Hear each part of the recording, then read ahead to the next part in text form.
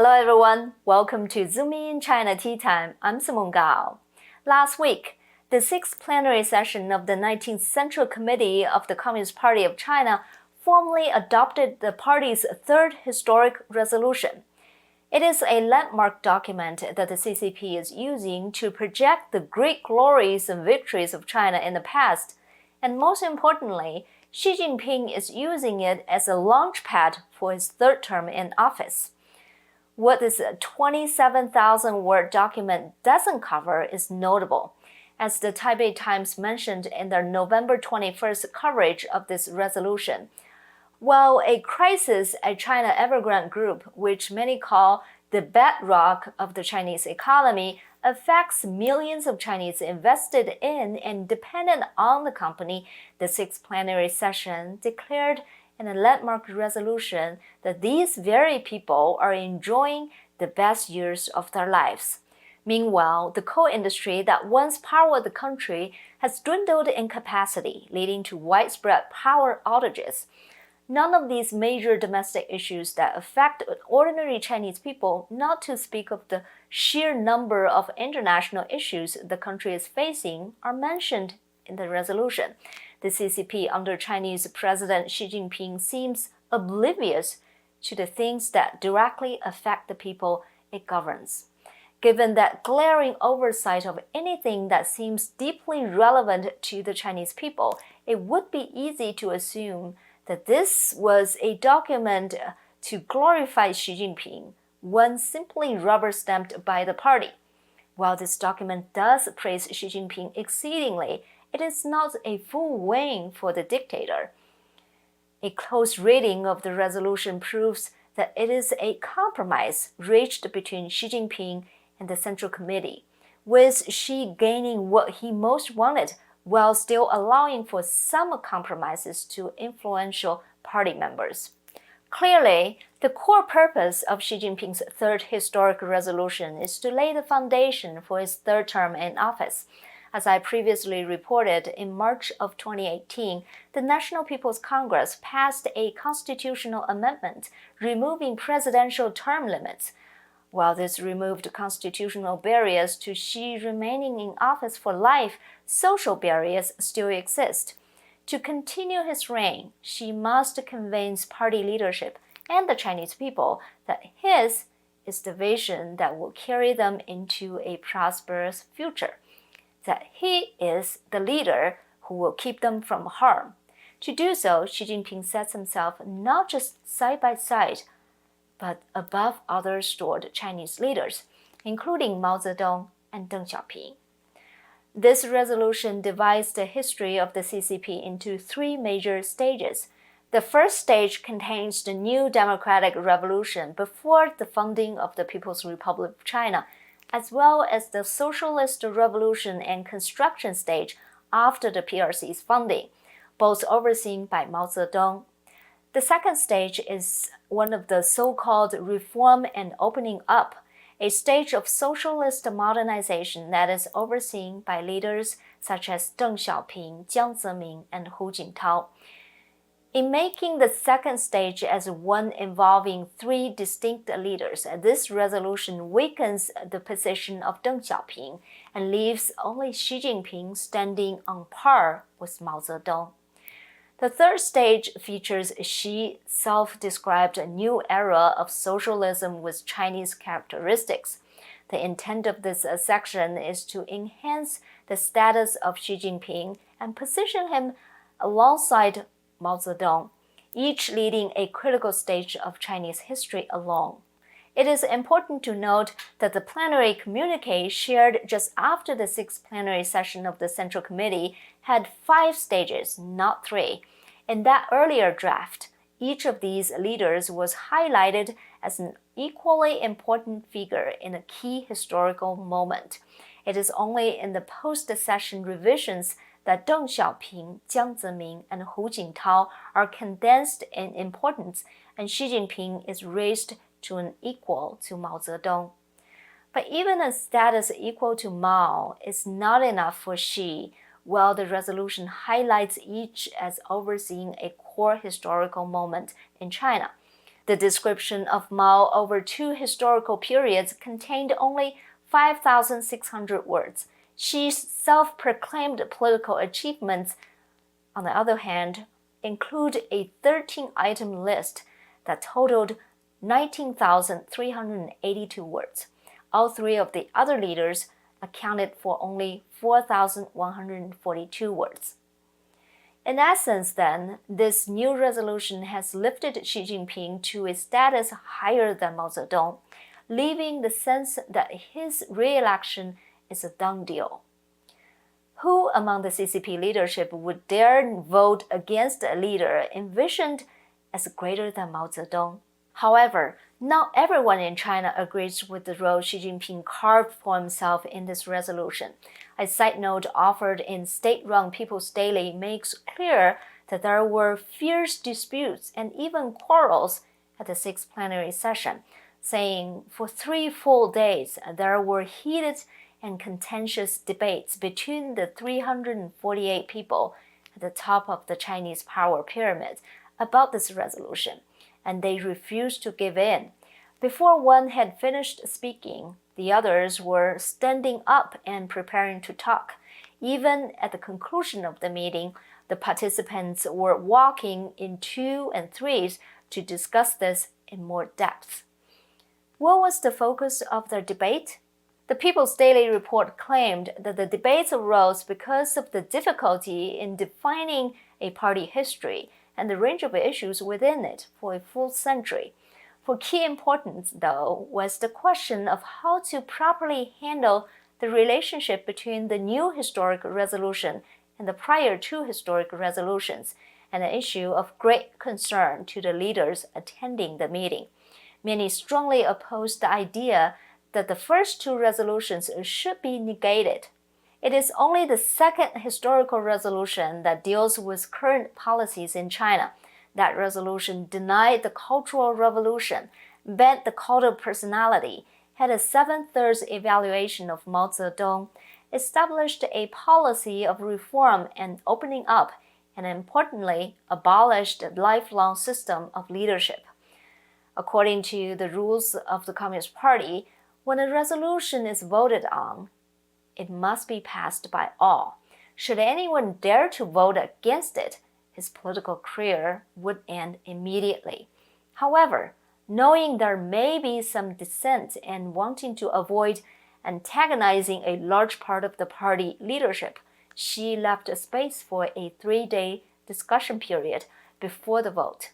This is an internal discussion protected by security guards at the Jingxi Hotel in order to ensure that none of the discussion are disclosed.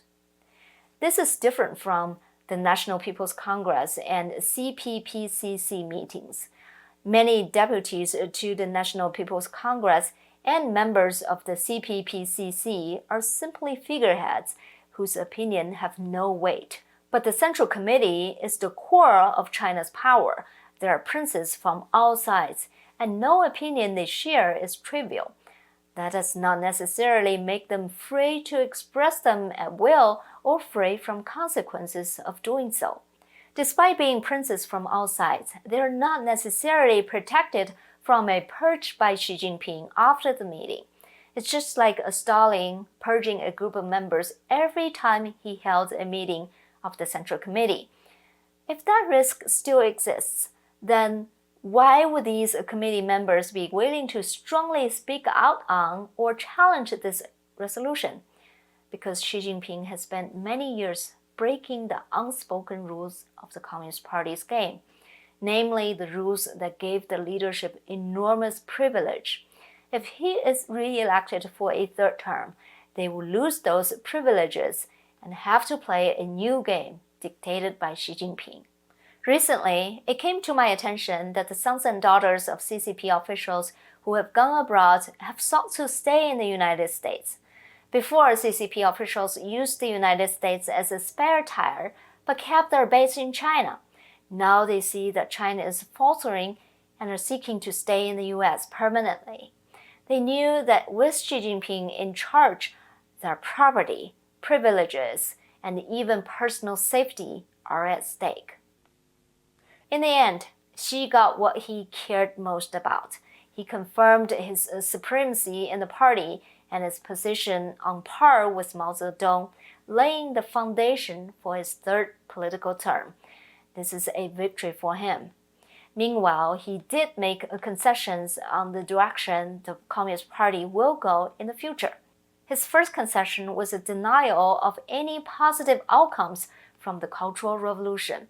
The resolution declared that Mao Zedong and the party made a huge mistake that resulted in 10 years of civil turmoil, which caused the party, country, and people to suffer the most serious setbacks and losses since the founding of New China. And the lessons were extremely painful. By doing so, the road that Xi Jinping wanted to build towards a second Cultural Revolution will now be left unfinished. I believe this is a manifestation of the will of a large number of people in the party, including the political elders such as Hu Jintao, Wen Jiabao, and those in power such as Li Keqiang, Wang Yang, and others who are firmly opposed to the Cultural Revolution. Xi's second concession was to continue to adhere to reform and opening up. A couple of paragraphs pulled from different sections of the resolution help to showcase this concession. One of them is Article 4 of Xi Jinping's 13 major achievements in power, which is called the Comprehensive Deepening of Reform and Opening Up. There, he stressed that reform and opening up represented a great awakening for the party and a great revolution in the history of the Chinese nation's development, and he called for continued efforts to see this process through. He kept on saying, reform can only be carried out and not completed. There is no way out for stagnation and retreat. It must be advanced with greater political courage and wisdom. The party's Central Committee is deeply aware that opening up brings progress and closure will inevitably lag behind. If my country's development is to gain advantages, win initiative, and win the future, it must conform to economic globalization, rely on my country's ultra-large-scale market advantages, and implement more proactive opening strategy. One thing is worth noting. The communique issued at the end of the sixth plenary session of the Central Committee did not mention the need to continue the reform and opening up, leaving the impression that Xi Jinping was about to end that practice. However, the resolution issued 5 days later clearly stated that the reform and opening up should continue. Is this just the difference between the summary and the full text? Or was it added after the days-long game between the various factions of the Chinese Communist Party? I think the second possibility cannot be ruled out because it says in the explanation of the resolution that more than 500 amendments were made from the draft to the final version, and amendments are very large. That also shows the intensity of the debate about this resolution in spite of potential backlashes the participants may have faced. The resolution also addresses Taiwan, though in a way that is neither too prominent nor too sensational. It repeats the wording we've been hearing from the party for years: peaceful reunification and one country, two systems. There are mentions of the 1992 consensus and the ongoing opposition to Taiwan's independence. The most powerful sentence is this: solving the Taiwan issue and realizing the complete reunification of the motherland are the unswerving historic tasks of the party, the common aspiration of all Chinese sons and daughters, and the inevitable requirements for the great rejuvenation of the Chinese nation. The resolution also states that they firmly grasp the dominance and initiative in cross-strait relations, meaning it is the party who decides when and how to complete reunification of the country. That sentiment was emphasized by Xi Jinping again in his comment to President Biden at a recent virtual meeting. He said they are patient and willing to use their utmost sincerity and do their utmost to strive for the prospect of peaceful reunification. But if the Taiwan independence separatist force break through the red line, we will have to take decisive measures. This clearly indicates that if Taiwan dares to seek independence, China is prepared to rule them by force. Why is Xi Jinping so persistent on the Taiwan issue? I will offer a detailed explanation in the documentary movie I'm producing right now. That movie will be published by the end of this year. For now, what is most important to know is that the Taiwan issue is what Xi Jinping truly believes is his greatest political legacy. His so-called great achievements in the third historic resolution are exaggerated, and he knows it. But were he to win Taiwan, it would establish his unshakable historical position in the party. Then re-election or tenure would not be in question. So to solidify his own political power and role, he must win the battle over Taiwan.